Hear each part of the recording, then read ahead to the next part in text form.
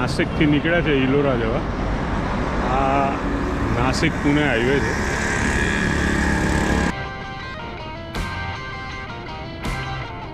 તો દોસ્તો, નાસિકથી પૂના જતો હાઈવે છે.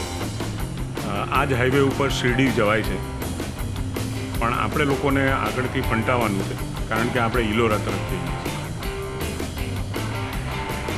નાસિકથી ઇલોરા 175 કિલોમીટર છે. આ રસ્તો ખૂબ જ સુંદર છે. આપણે ઔરંગાબાદ તરફ ફંટાવાનું છે. એ પણ રસ્તો સાંભળ્યું તો છે કે સારો છે.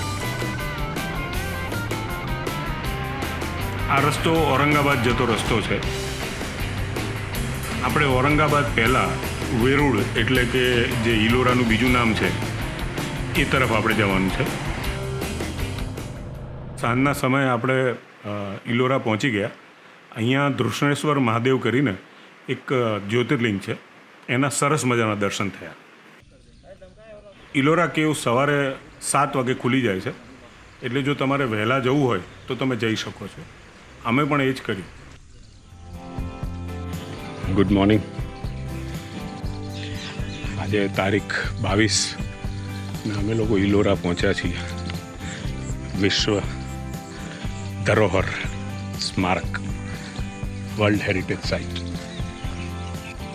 લગભગ 34-35 ગુફાઓ છે, જેમાં હિન્દુ ગુફા, બૌદ્ધ ગુફા અને પાછળથી બનેલી જૈન ગુફાઓ છે. આ જ્યારે રાષ્ટ્રકૂટોનું શાસન હતું તે સમયે આ બધી ગુફાઓ બનાવી હતી. ઇલોરા ગુફાઓની સૌથી સુંદર ગુફા જેને કહેવાય છે, ગુફા નંબર 16 છે. કૈલાસ ગુફા તરીકે જાણીતી છે. એ સમયમાં જો ગુફા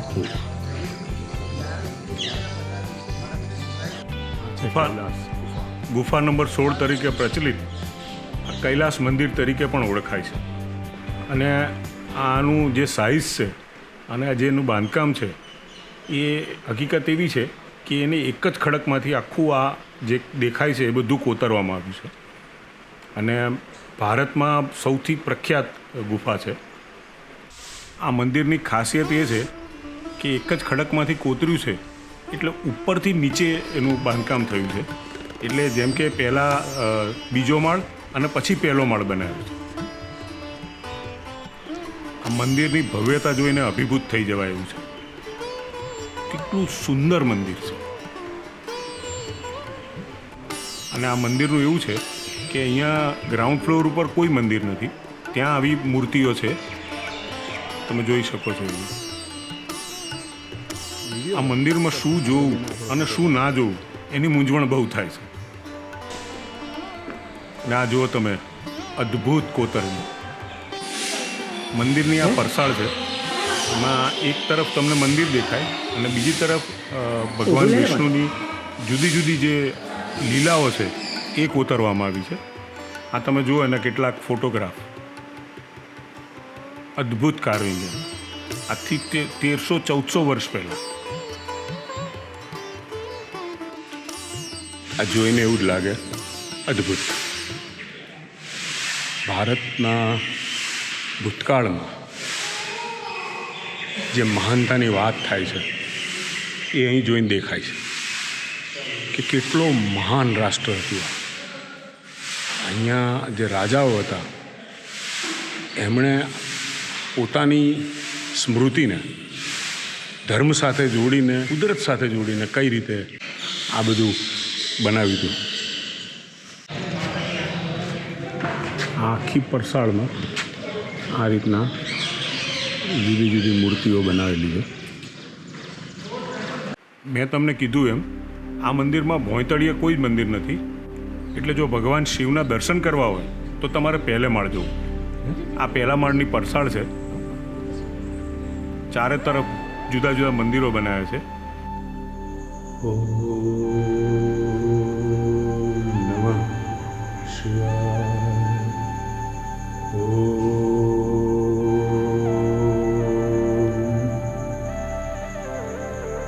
મંદિરની છત ઉપર પણ આવી પ્રતિમાઓ કોતરવામાં આવી છે.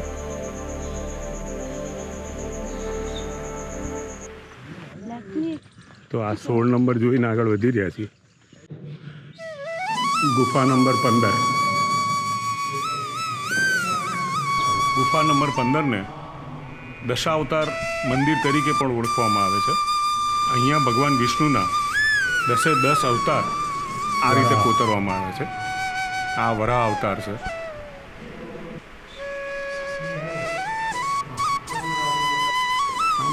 કદાચ સમુદ્ર મંથન છે. આ ગુફા ખૂબ જ વિશાળ છે. પહેલા માળે આ છે, નીચે મેં તમને કીધું એમ આ કશું જ નથી. આ છે ગુફા નંબર 12. આ 3 માળની ગુફા છે. આમાં બહુ સામાન્ય લાગે છે, પણ આ આખા જે બેસાલ્ટ રોક છે એને કોતરીને બનાવવામાં આવ્યું છે. આ બાજુ ગુફા નંબર 1 થી 6 છે, એ ભગવાન બુદ્ધને સમર્પિત છે, એટલે કે બૌદ્ધ ગુફાઓ છે. અહીંયા 6 નંબરની ગુફા છે, અને આ તરફ છેક તમે દૂર જોઈ રહ્યા છો 1 નંબરની ગુફા છે. અહીંયા એક સુંદર ઝરણું આ રીતે પડી રહ્યું છે, અને પાણીની પાછળથી આ જોઈએ તો ખૂબ જ સુંદર દ્રશ્ય લાગે.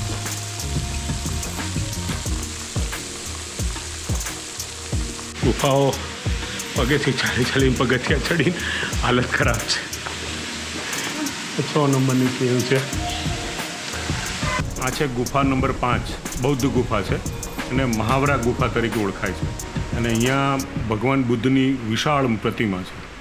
ઉત્તમ શરણમ ગચ્છામિ ધમ્મમ શરણમ ગચ્છામિ. આ ભગવાન બુદ્ધની પ્રતિમા છે, અને આ તમે જુઓ કેટલો મોટો મઠ છે. આ ગુફા નંબર 5 છે. આ 1 થી 8 ગુફા જે છે એ બૌદ્ધ ગુફાઓ છે. આ ગુફા નંબર આપણે 5માં ગયા, 4 નંબર છે. આ ગુફા નંબર 3. મોટાભાગે આ જે અમને અહીંના લોકોએ જે જણાવ્યું, ખાસ કરીને અહીંના સ્ટાફે, આ બધી જે ગુફાઓ છે એ મતલબ પ્રાર્થના સભા કે પ્રાર્થના ખંડ જોયું તમે આગળ 5 નંબરમાં. જબરજસ્ત વિશાળ જગ્યા છે. અને આ છે ગુફા નંબર 1. આ પણ ચૈત્ય ગૃહ કે સભા મંડપ જેવું જ છે. જો બતાવું, આ ગુફામાં વચ્ચે પ્રાર્થના ખંડ છે, અને તમે જુઓ તો આ સામે જુદા જુદા રૂમ બનાવેલા છે, એ જેની અંદર લોકો રહેવાસ કરતા હતા. સભા મંડપ જેવું છે, તમે જુઓ છો. એમાં રસોડું ને એ બધું પણ અહીંયા જ હતું. 1300 વર્ષ પહેલાં બધું કાર્વિંગ થયું છે. રાષ્ટ્રકૂટોના સમયમાં આ ગુફાઓ બનાવી છે. લગભગ આજથી 1300-1400 વર્ષ પહેલાં આ બધી ગુફા બની. લગભગ 200 વર્ષ આ ગુફાનું બાંધકામ ચાલ્યું છે. આ કોમ્પ્લેક્સમાં હવે આપણે 10 નંબરની ગુફા જોવાની છે. આ એક બૌદ્ધ ગુફા છે, અને એને વિશ્વમાં ગુફા તરીકે ઓળખવામાં આવે છે.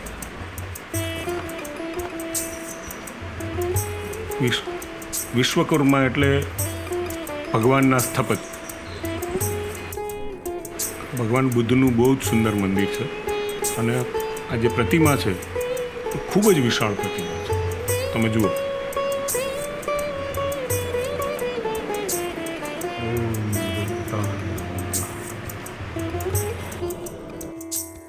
આપણે બધી ગુફાઓ તો નથી જોઈ, પણ મહત્ત્વની ગુફાઓ જેને કહેવાય એ આપણે જોઈ. જેમાં આપણે હિન્દુ ગુફા અને બૌદ્ધ ગુફાઓ જોઈ. ને હવે અહીંયા આપણે ઈ રિક્ષામાં આગળ આપણે જવાનું છે, અને ત્યાં જૈન ગુફા જોવાની. ગુફા નંબર 12 સામે એક ઈ રિક્ષાનું સ્ટેન્ડ હતું. અમે ત્યાં બેઠા, ખાસું બેઠા, પણ ઈ રિક્ષા આવી નહીં. એટલે અમને થયું કે હવે 16 નંબરની પાસે જઈએ, કદાચ ત્યાંથી મળતી હોય. એટલે અમે લોકોએ ત્યાંથી ધીમે ધીમે ચાલવાનું શરૂ કર્યું.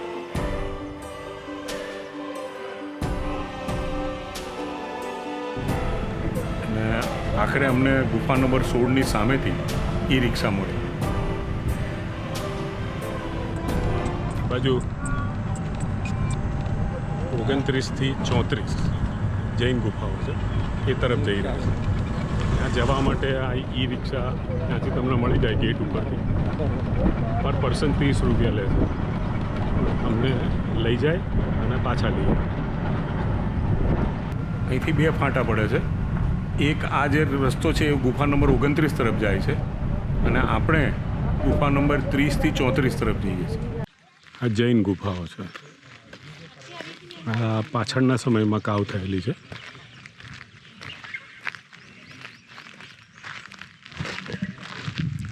રાષ્ટ્રકૂટ લોકોએ જે પરંપરા શરૂ કરી એ એના પછીના રાજાઓએ પણ ચાલુ રાખી હતી. આપણે ગુફા નંબર 33માં પણ અદ્ભુત કાર્વિંગનો નમૂનો મારે તમને બતાવે છે. એટલા આ એક સ્તંભ છે અને એની અંદર આ પ્રકારનું કાર્વિંગ કર્યું છે.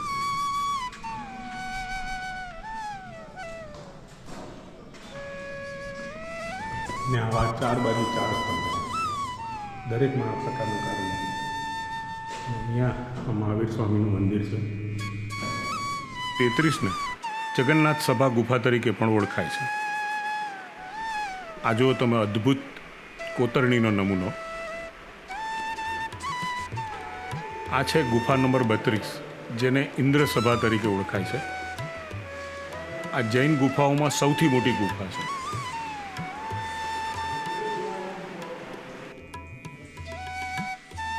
એની આગળ આ એક પ્રવેશ દ્વાર છે જેની વચમાં એક મંદિર બનાવ્યું છે અને ચારે ફરતે જોઈ રહ્યા છો. આ વચ્ચે જે મંદિર છે આપણે ગુફા નંબર 30 તરફ જઈ રહ્યા છીએ. આ થઈ ઉપર છે એટલે થોડું ચડવું પડે છે પણ અહીંયા વરસાદની અસર થઈ છે. આ પાણી સામે જ આવી રીતે પાણી ભરાયેલું છે એટલે અને મચ્છર ને એવું બધું હતું એટલે અમે અંદર જવાની કોશિશ ના કરી. વરસાદના પાણી આમ સીધું ઉપરથી આવે છે એટલે અંદર આખી જગ્યા છે પાણીથી ભરાયેલી છે. આ ગુફા નંબર 29 પહેલાં આ સુંદર વોટરફોલ અને અહીંયા બીજી ગુફાઓ પણ દેખાય છે. ગુફા નંબર 29 આ એક શિવ પાર્વતીની ગુફા છે એટલે આ એક હિન્દુ ગુફા છે. અદ્ભુત કાર્વિંગ આજથી 1200 વર્ષ પહેલાં 1300 વર્ષ પહેલાં. અનબિલીવેબલ. આ ગુફા ઇલોરા કેવની સૌથી મોટી ગુફાઓમાંની એક છે. અહીંયા બહુ જ વિશાળ પ્રતિમાઓ બનાવી છે અને વચ્ચે આ ભગવાનનું શિવલિંગ છે. બાકી દુનિયા શું કહે છે કે ભારત એટલે મદારીઓનો દેશ. આ ભારત છે.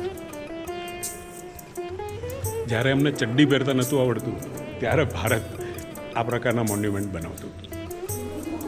આ બી પથ્થર કોરી. આ જો આ વિશાળ પ્રતિમાઓ જોઈને આમ રૂવાડા ઊભા થઈ જાય. ફિયર તો જુઓ, બાપરે કેટલી અદ્ભુત મહાન ગુફા લાગે છે. હવે જોઈ શકો છો આપણી હાઇટ કરતાં કયા પ્રપોર્શનમાં મૂર્તિઓ બને છે. આ આપણે મુખ્ય દરવાજા પાસે પાછા જઈ રહ્યા છીએ.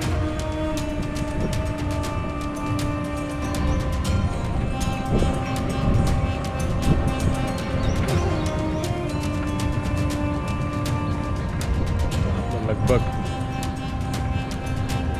ઇલોરા પ્રવાસ એન્ડ તરફ.